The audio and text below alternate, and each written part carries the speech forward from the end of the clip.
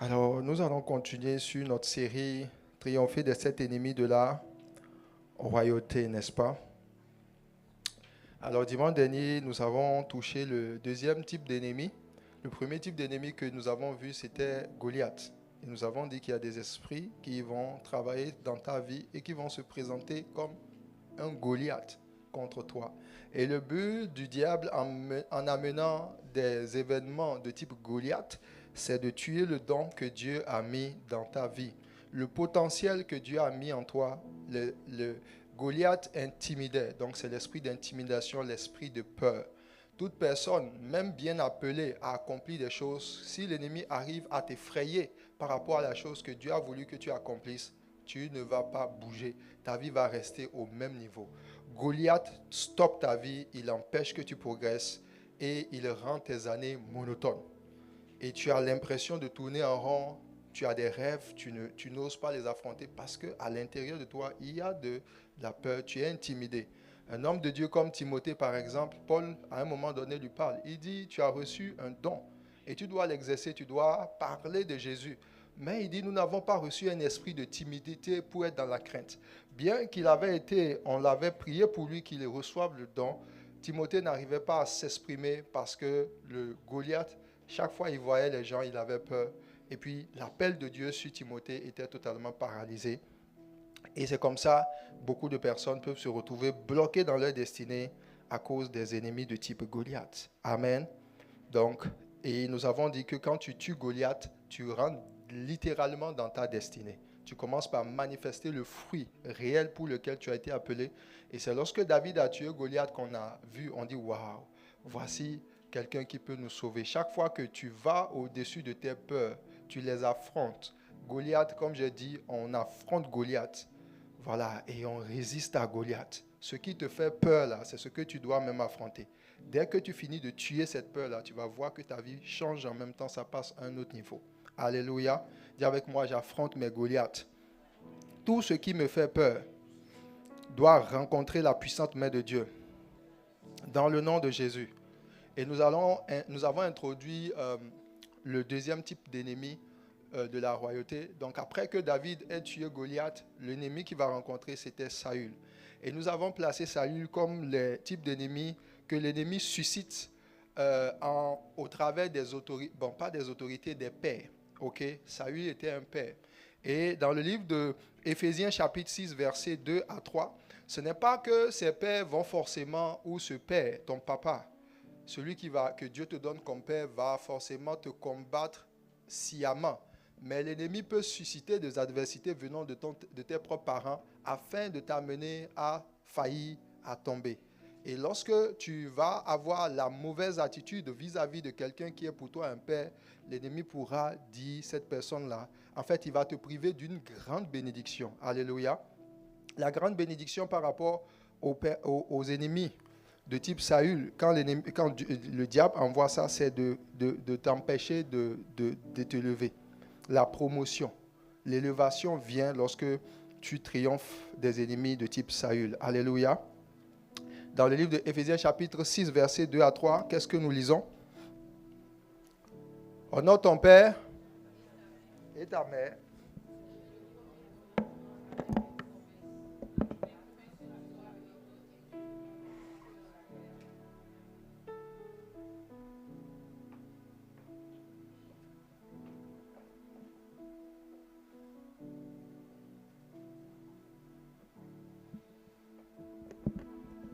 Alléluia.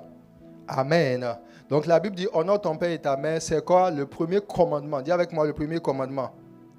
Avec une promesse. Dis avec moi une promesse. Il dit, afin que tu sois comment? Heureux et que tu vives longtemps sur la terre. Dis avec moi, je dois être heureux. Et je dois vivre longtemps sur la terre. Gloire à Jésus.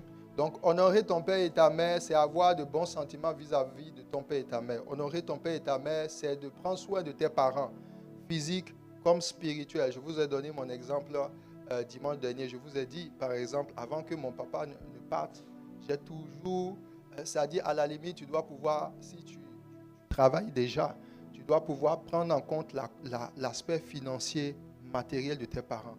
Tes parents ne doivent pas être ne dois pas courir derrière toi pour que tu puisses venir les aider. Non, parce qu'il dit quand tu les honores, tu prends soin d'eux.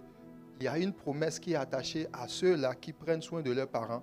La Bible dit Dieu lui-même leur promet qu'ils vont vivre heureux. Amen. Alléluia. C'est un grand secret. Si tu le fais, tu vas voir comment les adversités de l'ennemi ne pourront pas atteindre ta maison. Et il y a une bénédiction que les parents déploient sur leurs enfants. L'âme de ton père doit pouvoir te bénir. Et ça te donne de rentrer pleinement dans ton héritage, dans ton territoire. Gloire à Jésus. Et quand tu honores tes parents, cela déclenche de grandes choses dans ta vie. Et parlant des pères, la Bible va parler même de ce qu'on appelle, en fait, c'est ce que nous appelons le privilège des parents. En fait, le privilège des parents, c'est cette place secrète que Dieu leur a donnée. Quand la Bible dit « honore ton père et ta mère », la plupart des gens qui n'arrivent pas à être bénis de par leurs parents, c'est parce que l'ennemi, sachant que s'ils honorent leurs parents, ils vont être prospères sur la terre, il va susciter des adversités au travers de leurs propres parents. Ta maman, par exemple, peut faire quelque chose que tu n'aimes pas. Ton père peut faire quelque chose. Donc, à partir de ce moment où tu ne les honores plus, ils bloquent ta vie. Donc, les parents, on ne les choisit pas toujours. Certaines personnes ont eu de bons parents. OK, n'est-ce pas? Quand tu naissais, est-ce que tu as dit, moi, je veux être l'enfant de Donald Trump? Non, tu es né puis tu as découvert le visage de ton papa. Alléluia. Donc, à la limite, si Dieu avait voulu que tu choisisses qui était ton père, il va te choisir, selon toi, un bon papa. Mais ce n'est pas toujours comme ça. Mais s'il te dit quand même de l'honorer et ne conditionne pas le fait d'honorer tes parents à la qualité de tes parents, ça veut dire qu'il te dit, même s'ils n'ont pas été pour toi ce que tu attendais, ils n'ont pas fait ce que tu attendais, tu dois quand même les honorer. Alléluia. Et je veux m'adresser à toutes les personnes que le diable est venu calomnier leur père, leur mère dans leurs oreilles pour te dire ta maman, elle est sorcière. Ton papa, il est sorcier.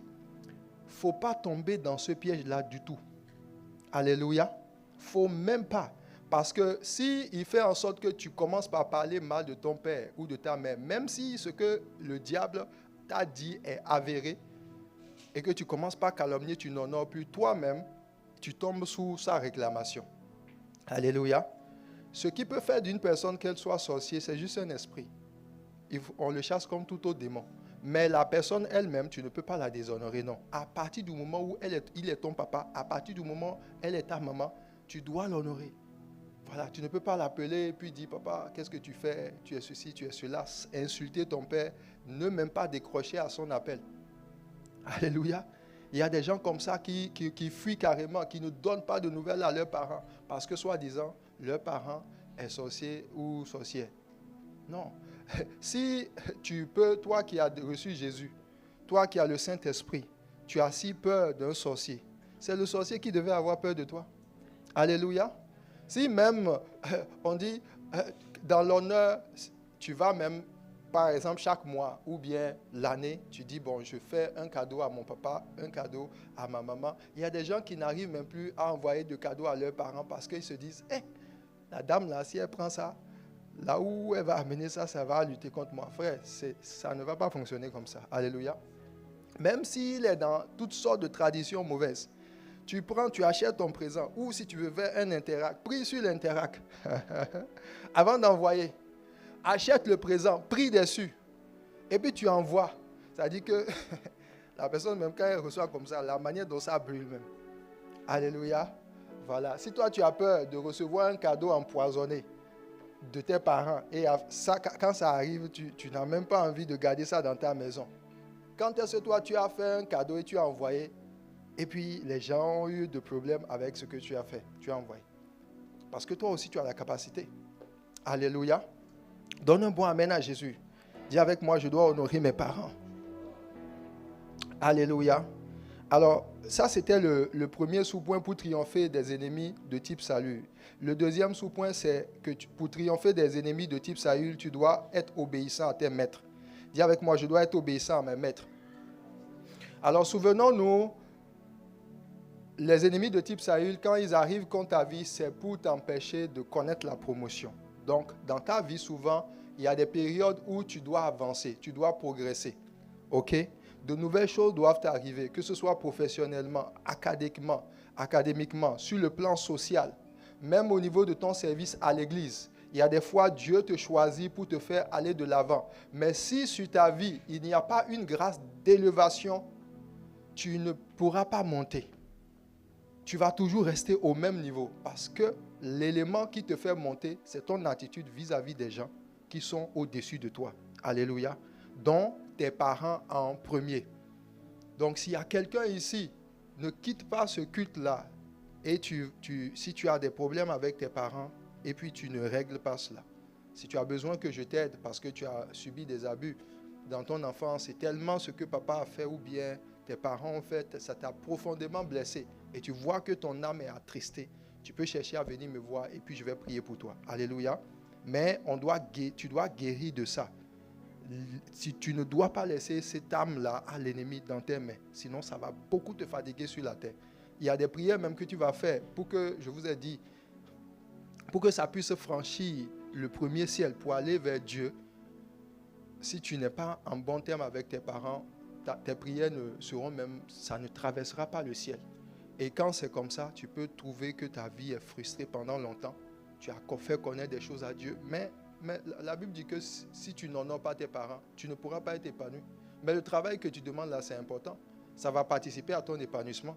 Le mariage que tu veux là, c'est important. Ça va participer à ton épanouissement. Mais si cette promesse-là n'est pas sur ta vie, comment veux-tu que Dieu exauce les autres choses? Amen. C'est pour ça que le diable attaque beaucoup les relations entre parents et enfants. Et quand vous regardez le ministère de Jean-Baptiste, lorsque Jean-Baptiste est arrivé, la Bible dit qu'il va ramener le cœur des enfants vers les pères et le cœur des pères vers les enfants.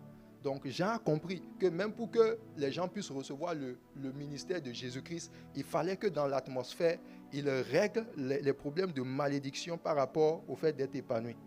Et par la présence de Dieu sur la vie de Jean, il a traité cela. Et Jésus est arrivé et il a prêché son message. Et les gens ont reçu le royaume. Parce que le royaume devait leur donner l'épanouissement. Le royaume devait arranger leur futur. Le royaume devait les faire sortir du péché et les amener à la sainteté. Que Dieu te donne la victoire sur l'ennemi dans le nom de Jésus. Amen. Alors, deuxième point, c'est que tu dois être soumis Tu dois être obéissant à qui? À tes maîtres. Éphésiens chapitre 6, verset 5 à 8 nous dit ceci. Serviteurs, obéissez à vos maîtres selon la chair, avec crainte et tremblement, dans la simplicité de votre cœur, comme à Christ, non pas seulement sous leurs yeux. Est-ce que, ok, c'est à l'écran. Non pas seulement sous leurs yeux, comme pour plaire aux hommes, mais comme des serviteurs de Christ qui font de bon cœur la volonté de Dieu. Amen. Donc ça, c'est un principe aussi. La Bible dit, à partir du moment où tu es un serviteur, serviteur de quoi? Tu es serviteur dans ton entreprise. La Bible dit, tu te dois obéissance. Tu n'as pas le droit de manifester de la désobéissance vis-à-vis d'un responsable, de quelqu'un qui a été mis au-dessus de toi. Sinon, tu t'attires une condamnation. C'est ça, il dit. Il dit, serviteur, obéissez à vos maîtres. Il y a beaucoup de personnes, par exemple, qui travaillent dans des entreprises et ils n'aiment pas le responsable ou leur supérieur hiérarchique. Ils vont se retrouver à parler mal de leur responsable. Soit peut-être parce qu'ils ont envie d'être promus à la place de cette personne. Mais le ciel ne récompense pas quelqu'un qui ne respecte pas l'autorité supérieure. La Bible dit que quand tu es un serviteur, tu dois obéir à tes maîtres. Obéir, ça veut dire faire ce qu'ils disent. Ça veut dire ne pas avoir de mauvais sentiments vis-à-vis d'eux. Alléluia. Obéir à tes maîtres, c'est que quand tu es dans une entreprise, tu puisses travailler à ce que cette entreprise aille bien. Il y a beaucoup de chrétiens, même quand tu donnes ta dîme, tu donnes tes offrandes, etc., et tu t'attends à la promotion n'arrive pas parce que même cette entreprise-là, les sentiments que tu as dans cette entreprise ne sont pas bons. Parce que si on devait regarder simplement à ton travail, regarde peut-être que tu fais ton travail de façon nonchalante. Alléluia. Si l'entreprise devait compter sur ta performance, est-ce que cette entreprise va pouvoir réussir? Si la façon dont tu travailles avec beaucoup de dédain, tu ne travailles pas dans cette entreprise ou de telle sorte à améliorer les résultats de l'entreprise, Dieu ne te jugera pas fidèle pour te donner une position supérieure. Gloire à Jésus. Il y a des entreprises qui ont été mises en difficulté simplement à cause des employés. l'employé par sa façon de parler, tout le temps dans les coulisses, en train de critiquer la même boîte qui lui paie. Cette entreprise-là va fermer à cause de toi. Et si elle ferme, tu vas dire, ah Jésus, donne-moi un autre travail. Dieu va dire, non, je ne te donne pas. Tu vas rester au chômage. Pourquoi? Parce que quand tu arrives quelque part, tu dois travailler au bien.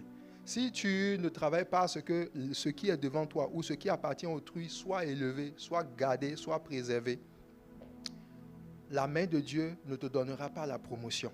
Si tu dis par exemple, oh Dieu, à un moment donné, je veux créer une entreprise parce que tu es employé, pendant un certain temps, l'entreprise dans laquelle tu es, Dieu doit voir que tu obéis aux gens qui sont là, portant leur fardeau, travaillant à ce que les choses aillent bien. Ne dis pas non, ce n'est pas ma chose, donc je fais comme j'ai envie de faire.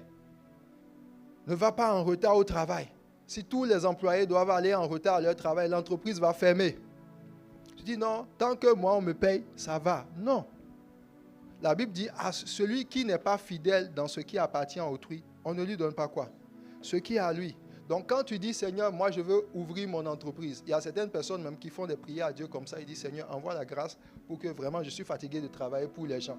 C'est pourquoi depuis longtemps tu travailles pour les gens. Je suis fatigué de travailler pour les gens. Je suis fatigué. Mais à chaque 2 semaines, là, est-ce que la paye, là, tu la retournes à l'employeur? Et tu la retournes. Non. Tu prends et c'est là, tu vas, tu achètes tes affaires. Et puis tu as tout là. Mais quand tu arrives, on te donne une tâche. C'est toi qui vas toujours sélectionner les tâches pour lesquelles tu vas dormir tranquille. Et tu laisses les choses difficiles. C'est l'une des raisons pour lesquelles même beaucoup de païens sont même choisis pour à des postes élevés que des chrétiens. Parce qu'ils disent non, moi je suis enfant de Jésus, tout ce que je veux, c'est de prier à Dieu, et puis Dieu va faire ce truc là. Est-ce que tu obéis à tes maîtres? Alléluia. Et il dit non seulement tu dois leur obéir, il dit tu dois les obéir comme à Christ.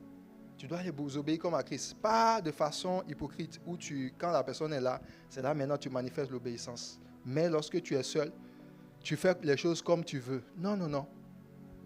Gloire à Jésus. Et c'est l'un des principes pour t'élever, pour t'amener loin. David, en triomphant de l'adversité de type Saül, la Bible dit que, en fait, le trône maintenant même lui a été donné. C'est vrai que ces luttes ne sont pas finies là. Regardez un homme comme Joseph. Quand il arrive, vendu par ses frères, il arrive dans la maison de Potiphar. La Bible dit, tellement Joseph faisait bien son travail, il était esclave, hein. Il était esclave. Mais la façon dont il gérait les affaires de Potiphar et fils.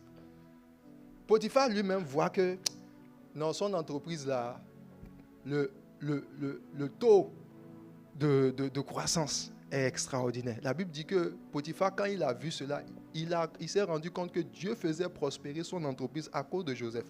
Donc ça veut dire que Joseph travaillait à ce que les bénéfices de son employeur puissent aller tout le temps de l'avant. Peut-être qu'au début, il lui payait un salaire de misère. Mais à un moment donné, parce que s'il ne travaillait pas ainsi, il allait être à la limite comme les autres employés. Ça veut dire qu'il faisait au-delà. Gloire à Jésus. Quand tu es dans un environnement, il faut toujours veiller. Il y a même des fois dans l'église, certaines personnes même qui, tu peux venir à l'église et sans porter forcément le fardeau de la croissance de l'église. Tu peux être dans un département, tu fais un service, mais est-ce que tu te soucies de ce que Jésus gagne? Que les gens soient sauvés. Les missions qu'on te donne, la responsabilité qu'on te donne, est-ce que tu te soucies à ce que ça aille de l'avant? Et à la moindre occasion, quand tu vois que les choses ne se font pas comme tu veux, tu abandonnes, tu dis de toute façon, ce n'est pas pour moi. C'est mon respo. C'est à lui qu'on a confié ça. Ça ne fonctionne pas, ça ne fonctionne pas. Et puis tu es très léger dans ton engagement. De tels comportements, de telles attitudes, Dieu ne les sanctionne pas pour l'élévation. Alléluia. Et Joseph, si tu te rappelles, quand il est allé en Égypte, la Bible dit qu'il a été vendu esclave. Il était sans papier. À la fin, il est devenu citoyen égyptien. Il a eu la résidence permanente. Gloire à Jésus. Tu es là et puis tu dis, ah, oh Dieu, je veux les choses. L'entreprise dans laquelle tu travailles là, si tu fais bien ta job en bon québécois, tu ne seras pas en train de courir pour chercher. Je t'assure tout. Ça dit, il y a des fois même, ça va arriver. Est-ce que vous savez que les leaders, les responsables vont toujours chercher quelqu'un qui fait le travail de telle sorte qu'eux, ils se reposent. Oui. C'est ce qui s'est passé avec Potiphar. La Bible dit tellement Joseph faisait bien son travail, Potiphar dit, bon, je laisse tout en tes mains, car j'ai l'affaire. Il dit, dans ma maison, là, dans tous mes biens, il n'y a personne qui te soit interdit sauf ma femme. Il n'a même pas dit ça, mais Joseph lui-même savait que Madame Potiphar n'était pas dans la liste. Il dit, je mets tout à ton commandement. Alléluia. Pourtant, il n'avait pas de PhD. Toi, malgré tes PhD, tes 5 HD, et que tu arrives, c'est moi, maîtrise de ceci. Frère, tu as fini. Et puis la job là, ton responsable ne peut même pas dire vraiment.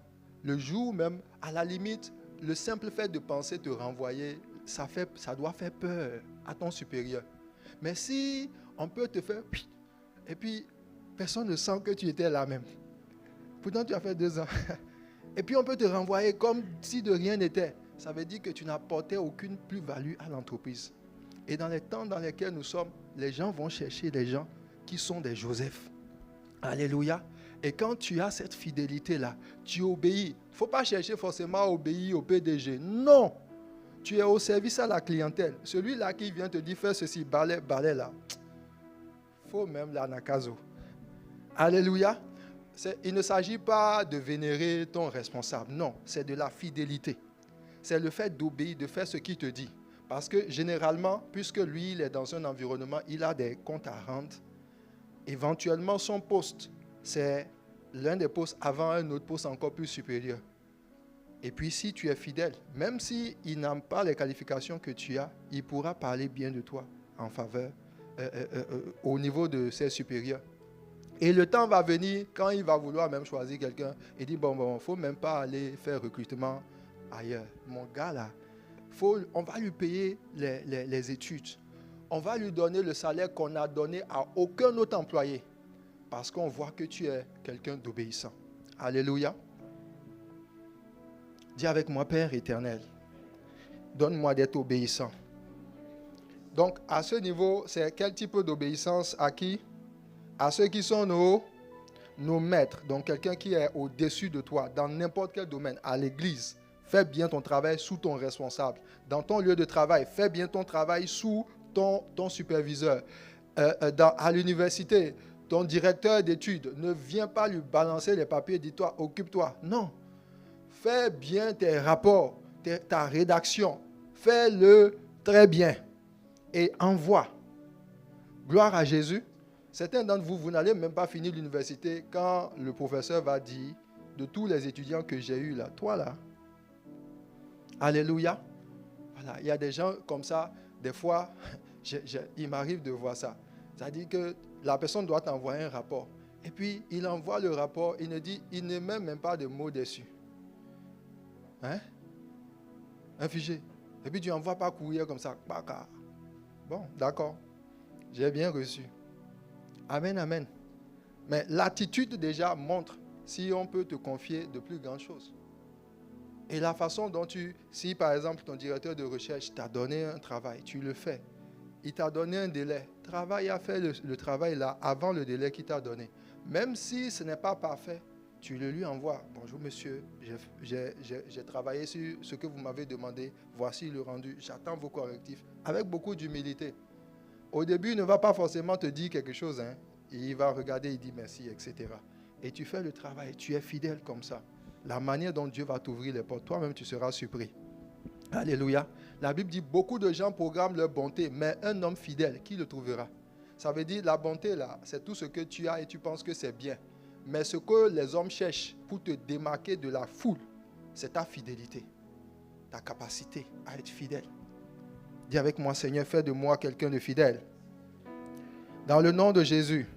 Alors on triomphe des ennemis de type Saül en étant soumis aux autorités. Dis avec moi, je dois être soumis aux autorités. Amen. Alors les maîtres sont des autorités, mais il y a une autre catégorie de personnes qu'on appelle des autorités. Ces autorités-là, tu peux les trouver dans des endroits où elles ne sont pas, tu n'es pas sous leur hiérarchie.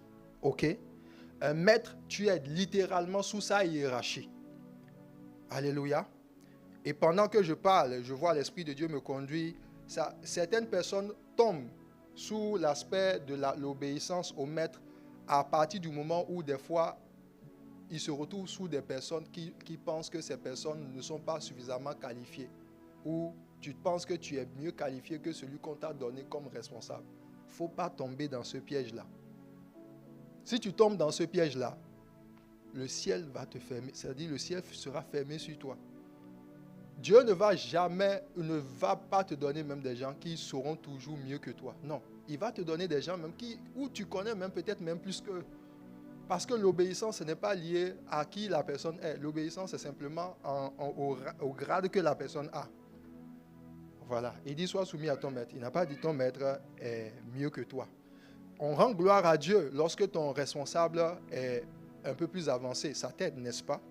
Mais toi-même, tu peux te retrouver à des moments donnés où, malgré toutes les compétences que tu as, Dieu va faire venir quelqu'un qui a plus de compétences que toi.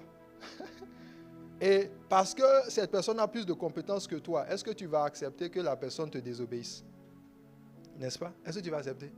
Toi-même, tu vas dire non. Tu vas dire non, moi je suis ton responsable. Même si tu viens de sortir de Harvard, dans cette entreprise-là, c'est moi le boss ici. Alléluia. Et c'est comme ça, beaucoup de gens, il arrive, le premier jour, on l'embauche, et puis il y a la réunion. On dit, est-ce que vous pouvez parler? On t'a mis avec ton responsable. Et tu prends, ton responsable donne et dit, voici ce que nous avons fait. Et tu te lèves, tu dis, s'il vous plaît, il a bien parlé, mais j'ai un petit mot à ajouter.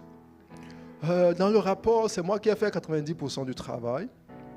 J'ai été à Harvard, je suis docteur en finance, je suis maître en ceci. Tu vois, les leaders même, ils sourient. Voilà, ils vont sourire d'un coin, ils vont dire, ah bon, c'est bien. 5 jours plus tard, renvoi. Il dit, hey, qu'est-ce qui s'est passé? Pourtant, c'est le gars là, il allait me saboter. Non. Même les leaders qui sont au-dessus n'aiment pas des gens prétentieux. Parce que si tu n'es pas capable de travailler dans l'obéissance à ton superviseur, personne ne veut quelqu'un comme ça. Tu es un orgueilleux même. Et les gens n'aiment pas travailler avec les orgueilleux. On préfère travailler avec quelqu'un qui n'a pas les compétences et qui est humble que quelqu'un qui a les compétences et qui est prétentieux. Il est très dangereux. Et c'est pour ça que la Bible dit, l'orgueil précède la chute. L'humilité précède la gloire. L'humilité, c'est ta capacité à te...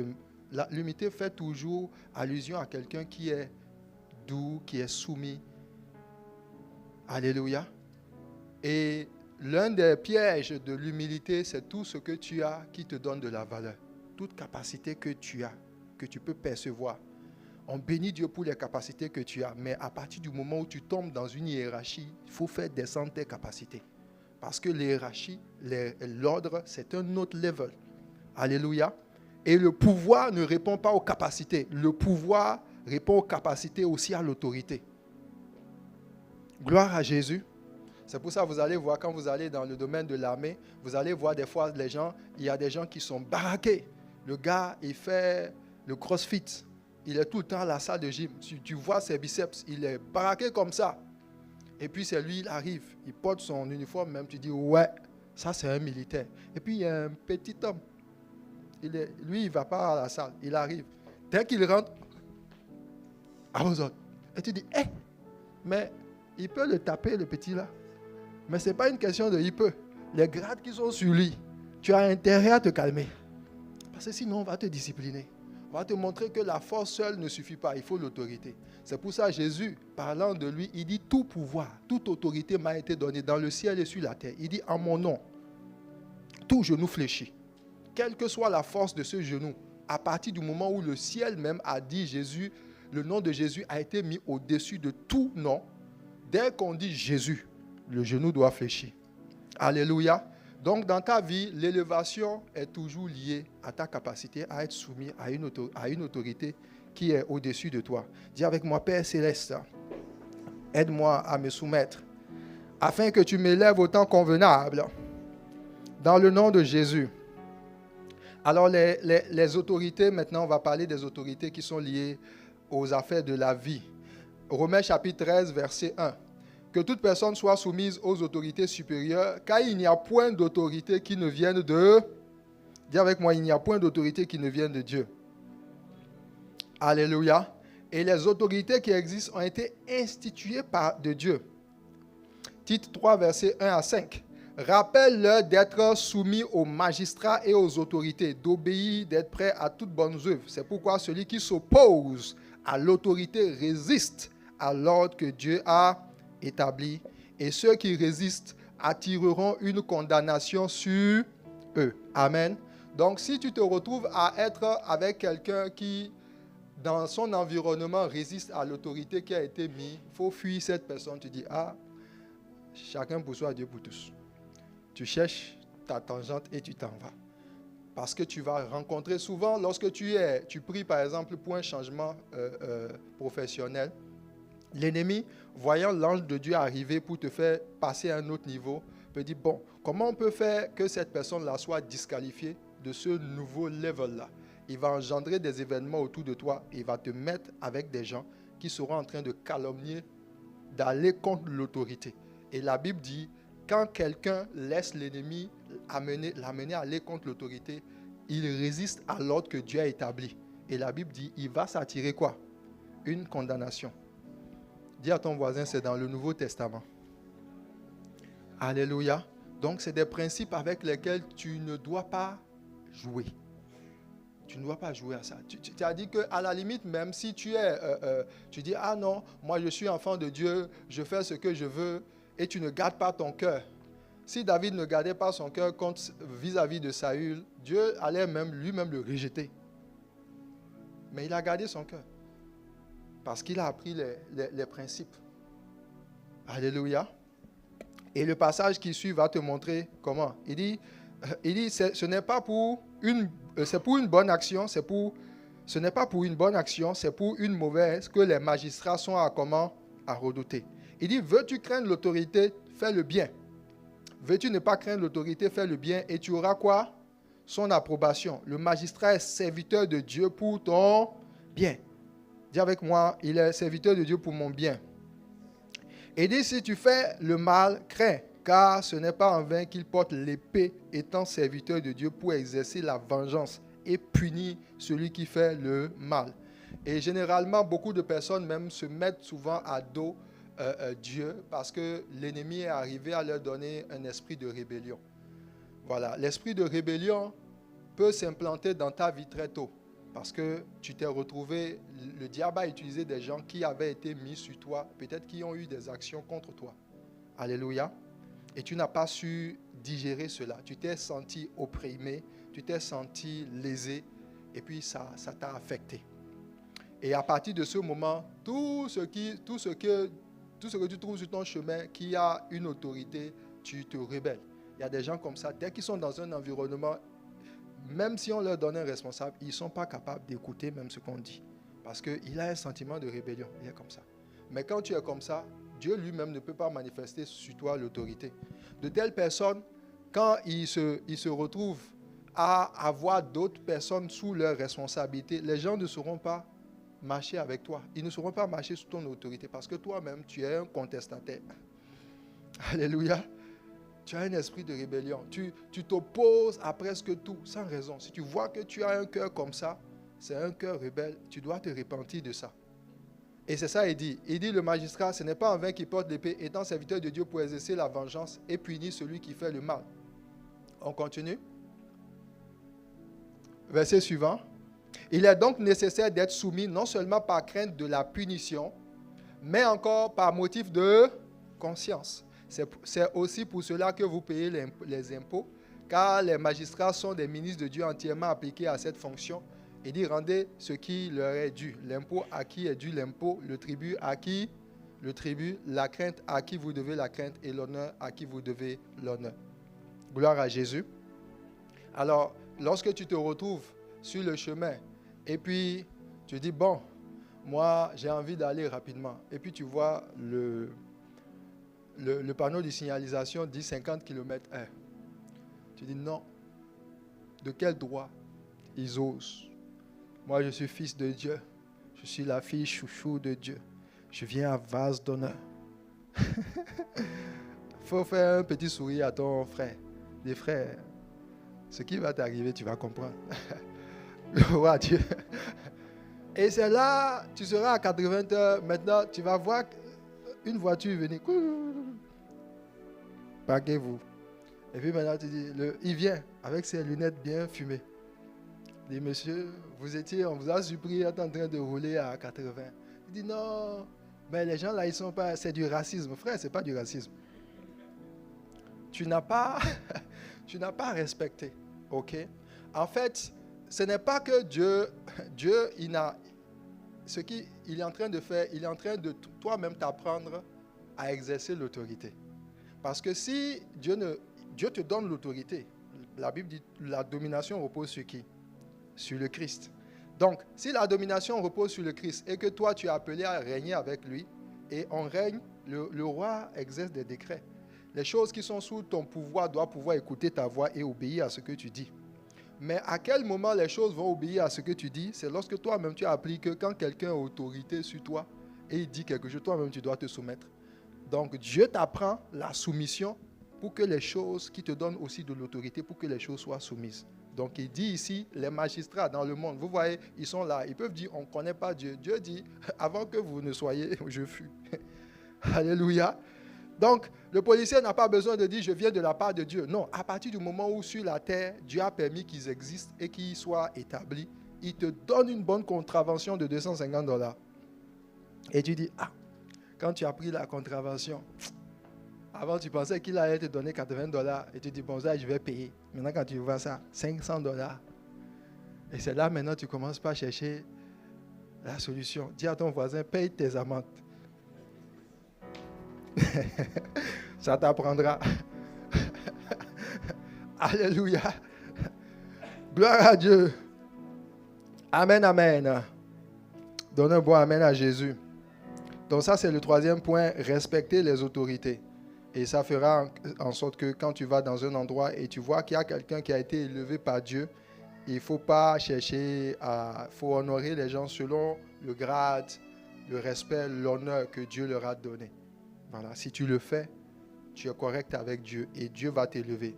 Donne un bon amen à Jésus.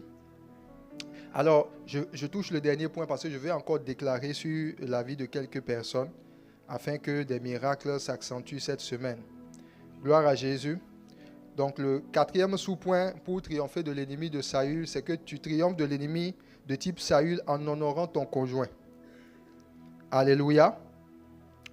1 Pierre chapitre 3 verset 7 dit ceci: Marie, montrez avant tout de la sagesse dans vos rapports avec vos femmes, comme un sexe plus faible ou plus délicat dans d'autres versions. Honorez-les comme devant aussi hériter avec vous de la grâce de la vie. Qu'il en soit ainsi afin que quoi? Rien ne vienne faire obstacle à vos prières. Alléluia. Alors la Bible dit d'honorer son mari. Parlant de l'honneur ici, ou d'honorer sa femme, souvent les gens pensent et voient le respect et l'honneur uniquement du côté de la femme vers son mari. Non. Alléluia. Ici, pourquoi je le mets dans l'aspect de l'autorité? Parce que la Bible dit que la femme doit dépendre de l'autorité. Il doit y avoir la marque de l'autorité dont la femme dépend. Donc, dans le couple, dans le foyer, Dieu n'a pas mis l'homme et la femme sur le même pied d'égalité. Les sœurs, dites Amen. Alléluia. Oui, peut-être que en grandissant, on a dit tous les hommes sont égaux, l'homme est égal à la femme. C'est faux. C'est vrai et c'est faux. C'est vrai dans le sens qu'en Christ, l'homme est égal à la femme. Parce que Dieu n'est pas un Dieu de genre. OK? Mais dans la façon dont Dieu a établi le fonctionnement du couple, il a choisi que l'homme soit au-dessus, c'est-à-dire soit l'autorité sur la femme. Voilà, sinon, vous avez déjà vu deux personnes dirigeant une même boîte. C'est un monstre à deux têtes. Alléluia. Et Dieu n'a pas choisi que le couple soit un monstre à deux têtes. Il a donné un ordre. Et cet ordre-là, il faut le respecter. Et la soumission à l'autorité dans ce sens, c'est d'abord le fait de reconnaître que Dieu a donné une place à l'homme. Et ça fait en sorte que la femme développe une attitude, une approche lorsqu'elle interagit avec son mari. Donc, des fois, ne dis pas non, le monsieur là, il est bizarre, il n'est même pas converti, il n'est pas spirituel, je fais ce que je veux, tu es en danger. Oui, même s'il n'est pas converti, il demeure l'autorité. Et en matière d'autorité, la femme qui est sous cette autorité doit savoir. Les femmes ont un autre pouvoir que Dieu leur a donné, c'est le pouvoir de l'influence. Ça dit que la femme a la capacité de parler à l'autorité, d'incliner le cœur de l'autorité dans le sens dans lequel l'autorité pourrait normalement aller pour son bien. La Bible ne dit pas que la femme doit devenir manipulatrice. Alléluia. Voilà. C'est souvent quand les femmes découvrent ce pouvoir d'autorité là, ou d'influence là, quand ils voient que, il dit elle dit à son mari, tu as vu les robes là, est-ce que je peux prendre ta carte de crédit pour aller magasiner? Et le monsieur dit, non, ça ne fait que 2 semaines, tu es allé vider ma carte.